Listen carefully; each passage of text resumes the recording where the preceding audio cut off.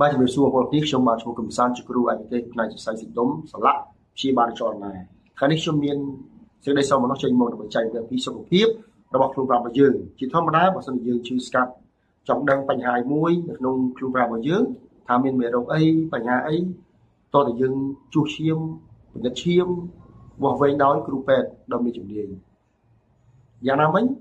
ការដែលយើងចង់ថាយើងសរសៃសុខរបស់យើងសាច់ដុំរបស់យើងជាប់គាំងឈឺឬក៏វាត្រៀមនឹងការឈឺឬក៏ជាប់ក្នុងប្រការណាមួយក៏ប៉ុន្តែតើតែយើងមកជួបគ្រូពេទ្យជំនាញខាងសរសៃសាច់ដុំបែប anatomy ច្បាស់លាស់ទៅយើងដឹងថាតើរាងកាយរបស់យើងប្រុងនឹងជាប់គាំងឬក៏ឈឺកម្រិតណាចឹងបងប្អូនចង់ថាបងប្អូននឹងមានបញ្ហាយ៉ាងម៉េចហើយកំពុងតែមានបញ្ហាយ៉ាងម៉េចទាក់ទងជាមួយផ្នែកសាច់ដុំសរសៃបងប្អូនអាចជួយមកជួបខ្ញុំបានខ្ញុំប្រឹក្សាយោបល់ជូនវាស់វែងជូនរយៈពេល15នាទីដោយមិន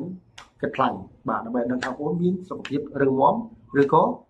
ខ្សោយយ៉ាងណាបាទសូមអញ្ជើញមកចូលរួមពិនិត្យជាមួយគ្នាបាទអរគុណច្រើន